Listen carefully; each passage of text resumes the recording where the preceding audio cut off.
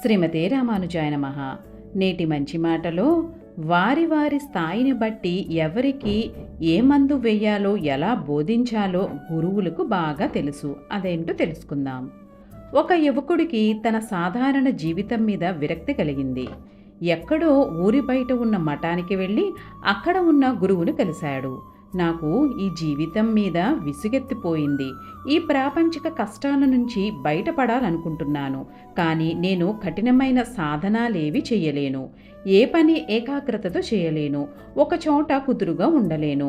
శాస్త్రాలు చదవడం, ధ్యానం చేయడం లాంటివి నాకు ఏమాత్రం సాధ్యం కావు. ఈ లౌకికమైన బంధాల నుంచి బయటపడడానికి నాలాంటి సామాన్యులు ఆచరించగలిగే పద్ధతులేవైనా ఉన్నాయా అని అడిగాడు. నువ్వు ఇష్టంగా ఏ పని చేస్తూ ఉంటావు అని ప్రశ్నించారు గురువుగారు. మేము ధనవంతులం. నేను ఎన్నడూ ఏ పని చెయ్యలేదు. ఎప్పుడూ చదరంగం ఆడుతూ గడిపేవాణ్ణి అంతే అన్నాడా యువకుడు. అలాగా, ఆ ఆటే ఆడవచ్చు అంటూ నౌకరును పిలిచి ఆ గదిలో ఉన్న సాధువును ఒక చదరంగం బల్లని, పావుల్ని తీసుకురమ్మని చెప్పు అని చెప్పాడు గురువు. కొద్దిసేపటికి ఆటకు అవసరమైన వస్తువులన్నింటినీ తీసుకుని సాధువు అక్కడికి వచ్చాడు. అతనికి ఆ యువకుడిని గురువు పరిచయం చేసి, ఇతనితో నువ్వు చదరంగం ఆడు అన్నాడు.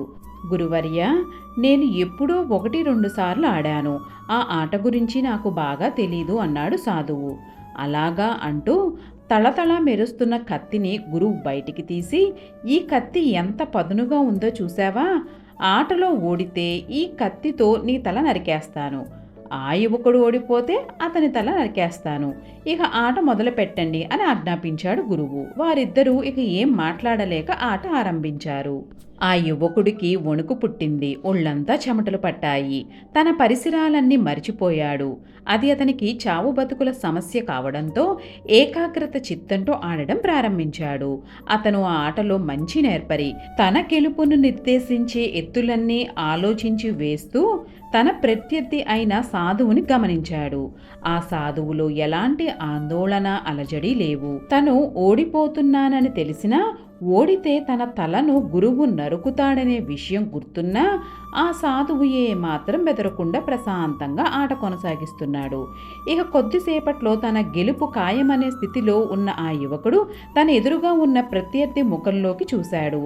ఆయన సర్వసుఖాలను త్యజించి పట్టుదలతో కష్ట నష్టాలను ఎదుర్కొని క్రమశిక్షణతో కూడిన జీవితాన్ని సాగిస్తున్నాడు. జ్ఞానాన్ని ఆర్జిస్తూ దాన్ని ఇతరులకు పంచుతూ పరోపకారిగా బతుకుతున్నాడు.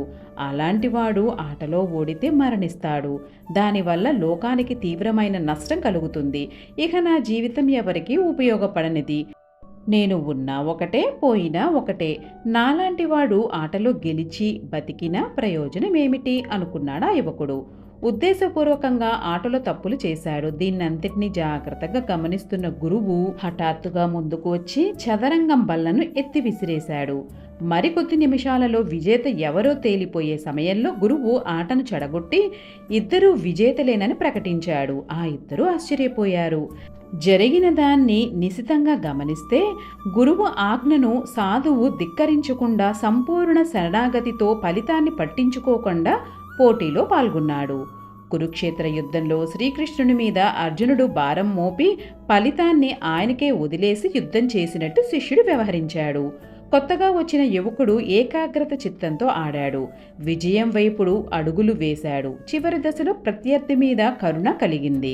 ఆ సాధువు బతకడం కోసం ఉద్దేశపూర్వకంగా ఓడిపోవాలని, తను మరణించాలని అనుకున్నాడు. అతనిలో ఆ సమయంలో ఏకాగ్రత, ధ్యానం, కరుణ అనే ముఖ్యమైన 2 గుణాలు వృద్ధి చెందాయి. వేల ఉపదేశాలు చెయ్యలేని పనిని గురువు కల్పించిన ఆ పరిస్థితులు చేయగలిగాయి. ఆ తరువాత అతనికి జీవితంలో విరక్తి, విసుగు మాయమైపోయాయి. సర్వం శ్రీకృష్ణార్పణమస్తు. లోకా సమస్త సుఖినో భవంతు.